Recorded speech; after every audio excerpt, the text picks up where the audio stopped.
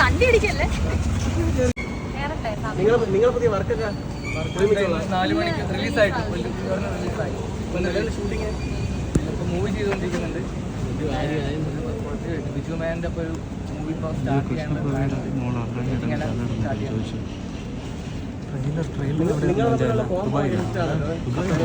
അതുകൊണ്ടല്ലേ ഇവിടെ വന്നത്. ഒരുപാട് സന്തോഷം. പ്രേക്ഷകരൊക്കെ എങ്ങനെ ഇതിനെക്കുറിച്ച് അഭിപ്രായങ്ങൾ പറയുന്നുണ്ടോ? നേരിട്ട് അഭിപ്രായം പറയുന്നുണ്ട്, അടിപൊളിയാന്ന് പറയുന്നത്. കമന്റ് ബോക്സിലും വരുന്നുണ്ട്, കമന്റ് ബോക്സിലും കമന്റ് വരുന്നുണ്ട്. പോസിറ്റീവ് ഉണ്ട്, നെഗറ്റീവ് ഉണ്ട്, രണ്ടും ഉണ്ട്. നെഗറ്റീവിന്റെ വഴിക്ക് നോക്കിയാണെന്നുണ്ട്, പോസിറ്റീവ് വഴിക്ക് നോക്കിയാണ്. ഞാൻ രണ്ടും സന്തോഷമായിട്ട് നോക്കിയാണ്. പോസിറ്റീവ് ആകുമ്പോൾ നമുക്ക് അടുത്തൊരു വർക്ക് ചെയ്യാനുള്ള ഒരു എനർജി. നെഗറ്റീവ് അറിയുമ്പോൾ നമുക്കത് ഒന്നുകൂടെ ബെറ്റർ ആക്കണം തോന്നുന്നു. അത്രേ ഉള്ളൂ. പുതിയ വർക്കൊക്കെ വരുന്നു, ഒരുമിച്ചുള്ള പുതിയ വർക്കുകൾ നടക്കുന്നുണ്ടോ? നടക്കുന്നുണ്ട്. ഇപ്പോൾ ഇന്നലെ ഒരു ഷോർട്ട് ഫിലിം, ഒരു ആൽബം ചെയ്തിട്ടാണ് വന്നത്. പിന്നെ അടുത്തൊരു വർക്കിന് വരുന്നുണ്ട്. നിങ്ങൾ രണ്ടുപേരോട് ഒരുമിച്ച് ഒരു ഫിലിമിൽ അവസരം കിട്ടിയാൽ ചെയ്യും? ഞങ്ങളിപ്പോൾ ഒരു സിനിമ ചെയ്തുകൊണ്ടിരിക്കുന്നുണ്ട്. ചെയ്ത് കഴിഞ്ഞു. ഷോർട്ട് ഫിലിമാണോ അല്ലാതെ? മൂവി ദയാവത് എന്നുള്ള മൂവി ചെയ്തത്. പിന്നെ ഇപ്പോൾ ഒരു ഇന്നലെ മീറ്റിംഗ് ഒരു ഡയറക്ടർ വിളിച്ചിട്ടുണ്ടായിരുന്നു. അപ്പോൾ ബിജു മാനൊക്കെയാണ് നായികയായിട്ട് വരുന്നത്. അപ്പോൾ അതിൻ്റേതായിട്ടുള്ള പ്ലാനിങ് നടന്നുകൊണ്ടിരിക്കുന്നത്. ബിജു മാനൻ്റെ ഒരു വർക്കാണ്. അതിൻ്റെ ഡീറ്റെയിൽസ് മൊത്തം പറഞ്ഞിട്ടില്ല. ഡയറക്ടർ സാറിനെ വിളിച്ച് മാത്രമേ പറഞ്ഞു. നായികരാണ് രേണു ചേച്ചിയാണോ? അതറിയില്ല. ചെറിയ വേഷം ഉണ്ടെന്ന് മാത്രമേ പറഞ്ഞിട്ടുള്ളൂ. ക്യാരക്ടർ റോളാണോ കൂടുതൽ താല്പര്യം? ദുബായിലോ ഖത്തറിലോ എന്തോ ഒരു ട്രെയിലർ ലോഞ്ച്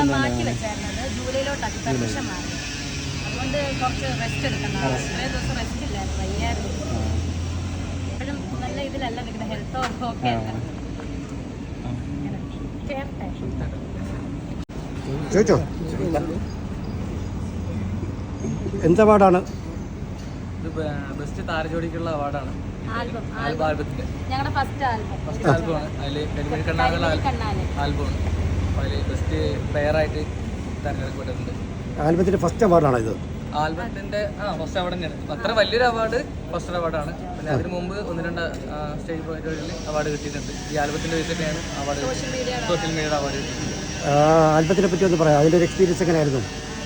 ആൽബം ഫസ്റ്റ് ടൈമാണ് ആ സമയത്ത് ഞാൻ ചേച്ചിയെ കാണുന്നത്. ആ കരിമിഴി കണ്ണാൽ ആൽബത്തിലാണ് ഫസ്റ്റ് ടൈം ആളെ പരിചയപ്പെടുന്നതെല്ലാം. അതിനുശേഷം ഒരുപാട് വർക്കുകൾ വന്നിട്ടുണ്ടായിരുന്നു. പിന്നെ ആ ആൽബത്തിന് ശേഷമാണ് ഒന്ന് ക്ലച്ച് പിടിച്ചത്. കാരണം ആ ആൽബത്തിന് ശേഷം ഞാനിപ്പോൾ 3ാമത്തെ മൂവീൻ്റെ മീറ്റിങ്ങും കൂടി കഴിഞ്ഞിട്ടാണ് ഇപ്പോൾ വന്നത്. ഓൾറെഡി ഒരു മൂവി ചെയ്തു. പിന്നെ 2ാമത്തെ ഒരു മൂവിത്തെ ചെയ്ത് നിതീഷ് കച്ചേരി സാറിനെ കണ്ടായിരുന്നു തൃശ്ശൂർ വന്നിട്ട്. അപ്പോൾ സാറിനെ കണ്ടു. പിന്നെ ഇന്നലെ നമ്മുടെ ഷോർട്ട് ഫിലിമും ആൽബത്തും ചെയ്ത് കഴിഞ്ഞിട്ട് വരുമ്പോഴാണ് നമ്മുടെ പുതിയൊരു മൂവിയുടെ മീറ്റിംഗ് എല്ലാം സംസാരിച്ചിട്ടുണ്ടായിരുന്നത്. ഇപ്പോൾ വരുമ്പോഴും ഒരു സീരിയലിൻ്റെ ഒരു ആളോട് സംസാരിച്ചിട്ടാണ് വന്നത്. ഒരുപാട് മാറ്റം എൻ്റെ ലൈഫിൽ ഈ കരിമിഴി കണ്ണ എന്നുള്ള ആൽബം കൊണ്ടും രേണു ചേച്ചിയായിട്ടുള്ള അഭിനയിച്ചുകൊണ്ടും മാറ്റം വന്നിട്ടുണ്ട്. എന്താണ് പറയാനുള്ളത്? വളരെ സന്തോഷം. കരിമിഴി കണ്ണാലെ എന്ന ആൽബം നമ്മുടെ ലൈഫ് തന്നെ അടിപൊളിയാക്കിയിട്ടുണ്ട്. കാരണം ആൽബം എന്നൊക്കെ പറഞ്ഞാൽ നമ്മൾ കുഞ്ഞിലെ തൊട്ടേ കാണുന്നതാണ്. നമുക്ക് ഭയങ്കര ഇഷ്ടമാണ്. ഇപ്പോൾ ഒരു സിനിമാ നടി ആകുന്നതിനേക്കാളും വലിയ ഇഷ്ടമായിരുന്നു ആൽബം നടിമാരെയൊക്കെ ഭയങ്കര. കാരണം നമ്മൾ കുഞ്ഞിലോട്ട് ഇങ്ങനെ കണ്ടു വളർന്നുകൊണ്ട്. അപ്പം ഉച്ച കഴിഞ്ഞ് സ്കൂളിൽ നിന്ന് വിട്ട് വരുമ്പോൾ മിസ്റ്റ് ഡ്യൂ ഗ്രൂപ്പ്സ് ഒക്കെ കണ്ട് ആൽബം പ്രേമിയാണ്. നമ്മളിലൂടെ ആൽബം പാട്ട് ഇഷ്ടപ്പെടുക, നമ്മളെ ഓർക്കുക, ആ പാട്ട് കേൾക്കുമ്പോൾ നമ്മളെ ഓർക്കുക, അതൊക്കെ വളരെ സന്തോഷമായിട്ടുള്ള കാര്യമാണ്. ആദ്യത്തെ ആൽബം തന്നെ നല്ല ഹിറ്റായി. ഇപ്പോൾ 2, 3 ആൽബം ഇറങ്ങിയതെല്ലാം നല്ല രീതിയിൽ ഹിറ്റ് അടിച്ചു നിൽക്കുക. അഭിനയത്തിലോട്ട് നേരത്തെ പറയണമെന്ന് ആഗ്രഹം ഉണ്ടായിരുന്നോ? ആഗ്രഹമില്ലായിരുന്നു. നമ്മൾ ഇങ്ങോട്ട് വിളിച്ചുകൊണ്ട് നമ്മളത് ചെയ്തു.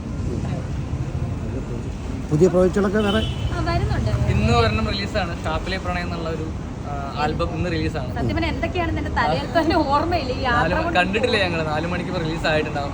കണ്ടില്ല വേണം കാണാം. ഒരുപാട് വിവാദങ്ങൾ വരുന്നുണ്ട്. വിവാദങ്ങളെ എനിക്ക് കുഴപ്പമില്ല, സന്തോഷത്തോടെ ഞാൻ ചെയ്യും. ആരോപണങ്ങളും വിവാദങ്ങളും ഒക്കെ നമുക്ക് എന്താ പറയാ, നമുക്ക് കൂടുതൽ കരുത്ത് നൽകുന്നു. എന്താണ് രേണുവിന്റെ പുറകിൽ തന്നെ എല്ലാവരും വരുന്നത്?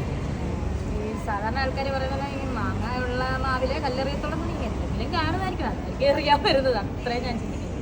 അല്ലെങ്കിൽ പിന്നെ വെറുതെ ഒരു പ്രയോജനം ഇല്ലാത്ത ഒരാൾക്ക് എറിഞ്ഞിട്ട് എന്താ കാണിക്കുക? അവർക്ക് നമ്മളെ തകർക്കാൻ വേണ്ടിയിട്ട് വരുന്ന ആരോപണം. പക്ഷെ എനിക്കതൊന്നും ഒരു വിഷയമേ അല്ല. ഈ തകർക്കാൻ വരുന്നവർ അവർ ചമ്മിപ്പോകുകയുള്ളൂ. രേണുവിനെ മാത്രം ടാർഗറ്റ് ചെയ്യുകയാണെങ്കിൽ രേണു ഒരു എൻ്റെ ഇതിൽ എൻ്റെ കാഴ്ചപ്പാടാണ് കേട്ടോ. വീടോ ആയതുകൊണ്ടായിരിക്കും.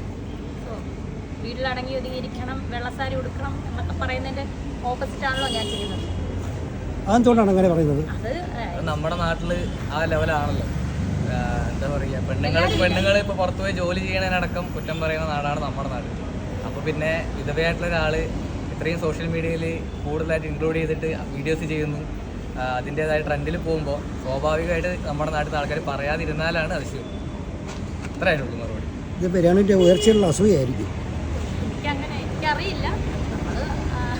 എന്തായാലും രേണുവിൻ്റെ പുറകെ തന്നെ ഇങ്ങനെ കൂടുന്നോണ്ട് ചോദിച്ചു. ഇനിയുണ്ട്, എനിക്ക് തോന്നുന്നില്ല അത് ഈ ബിയുടെ എങ്ങനെ താന്നു പോകുന്നത്. അറിയില്ല എന്താ സംഭവം അറിയത്തില്ല. അത് രേണുവിൻ്റെ ഒരു ഗുണം തന്നെയാണല്ലേ? ഒരു സൈഡ് നോക്കിയാൽ ഗുണം തന്നെയാണ്. ഇപ്പൊ സോഷ്യൽ മീഡിയ നിറച്ചും രേണുവാണല്ലോ.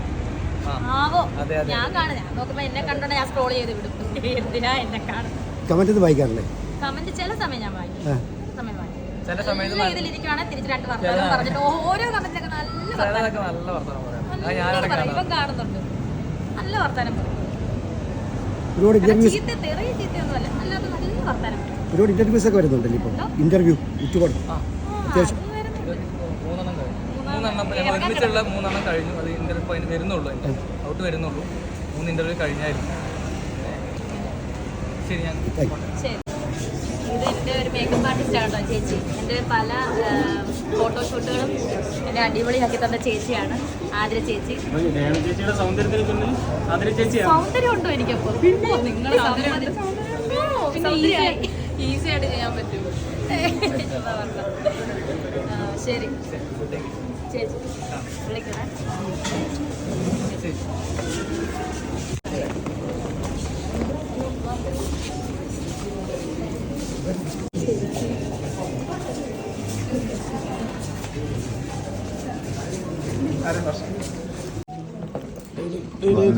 അതുപോലെ തന്നെ അദ്ദേഹത്തിന് ഒരു സിനിമയും വർക്ക് ചെയ്യുന്നതായി. ഇനിയും ഒരുപാട് നല്ല നല്ല വർക്കുകൾ അദ്ദേഹത്തിന് ചെയ്യാൻ സാധിക്കട്ടെ. അതിലൊക്കെ എനിക്കും അഭിനയിക്കാൻ സാധിക്കട്ടെ എന്ന് ആശംസിക്കുന്നു. റായ് ഫിലിം സൊസൈറ്റി ചെയർമാനും ആയ ശ്രീ സജിൻ ലാലിനെ ക്ഷണിക്കുന്നു. അദ്ദേഹമാണ് അർജുൻ നായർ സംവിധാനം ചെയ്ത കിളിക്കാറ്റിൻ്റെ മികച്ച കുട്ടികളുടെ സിനിമയ്ക്കുള്ള സമ്മാനം നൽകിയത്. അദ്ദേഹത്തെ ആദരവ് ക്ഷണിക്കുന്നു.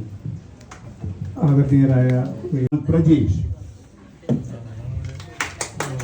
ായി സ്വാഗതം ചെയ്യുന്നു. ശ്രീ DS സുരേഷ് കുമാർ സാർ അവർക്ക് പുരസ്കാര വിതരണം നടത്തുന്നു.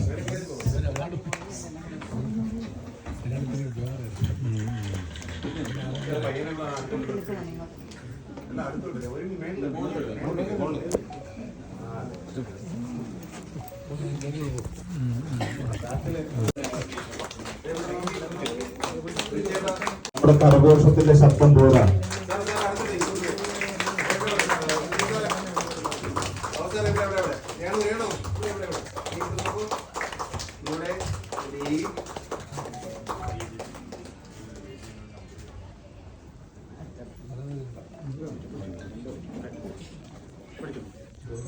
പുരസ്കാര സ്വീകരണത്തിന് ശേഷം നമ്മളോട് 2 വാക്ക് സംസാരിക്കുവാൻ ശ്രീ രേണു സുധിയെ സ്വാഗതം ചെയ്യുന്നു.